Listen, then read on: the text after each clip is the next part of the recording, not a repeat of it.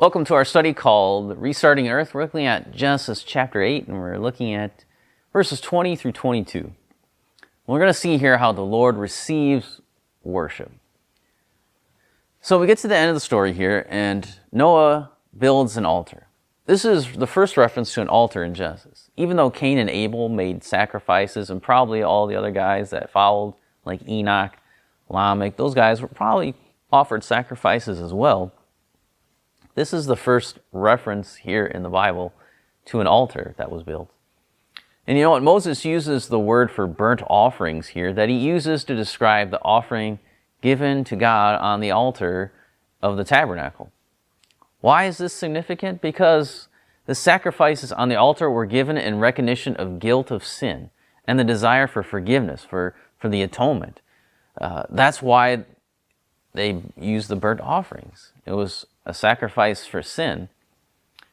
But here you have Noah and his family had just come off the ark. They just made it through the waters of God's wrath against sin. Noah and his family, being human, had sinned. They were not perfect people. But they didn't die like everyone else. So how appropriate is it for Noah then to offer a burnt offering up to God? We're told that this burnt offering is an acceptable sacrifice. We're told that the Lord smelled the pleasing aroma.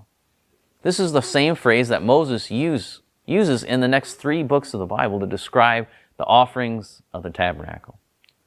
What does this phrase mean, this smelling, sweet smell? Does God like the smell of cooked meat?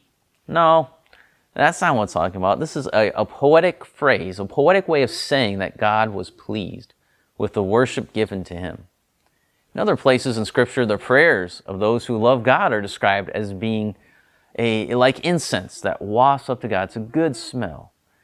In 2 Corinthians, Christians are said to have the aroma of Christ. It's a good smell to those who are being saved. Christians smell good to those that God is in the process of saving. Smell like death to everyone else, but you smell great to those whom God is in the process of rescuing.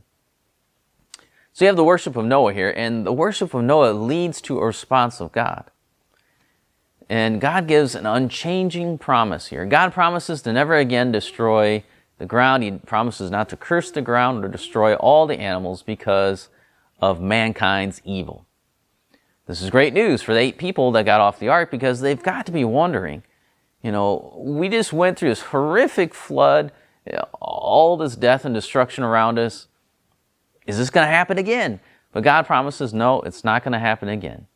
But notice that God makes a statement that for the intention of man's heart is evil from his youth. He doesn't say was. He doesn't say before the flood, the intentions of man's heart are evil or were evil. He uses, the intentions of man's heart is evil from his youth. Is, he says.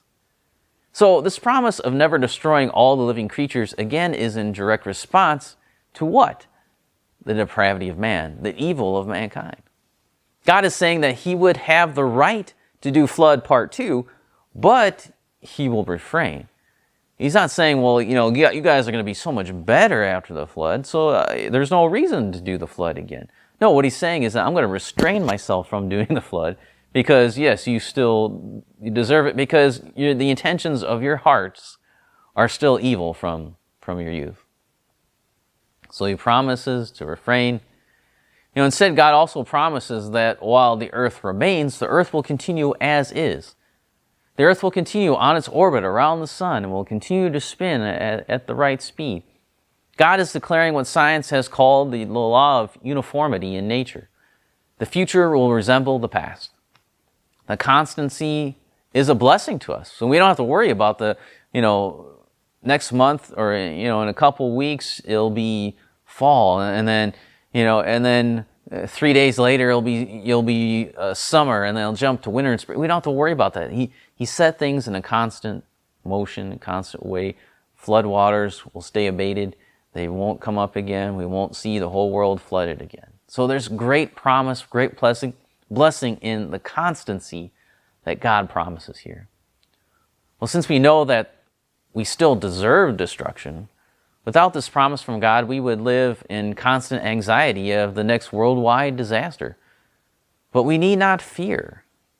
The one who caused a worldwide flood can also keep the earth together.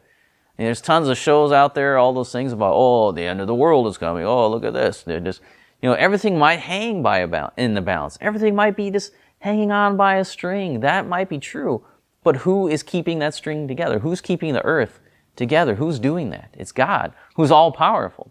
So yeah, it might look like the earth is precariously positioned. At any moment, an asteroid might come and blow us all away. But if it's God who's in control, you don't need to fear. There's no problems. God can handle it. Why doubt? I mean, this is a God who created all things. He can't stop us from being destroyed. I think he can handle it. He can do it.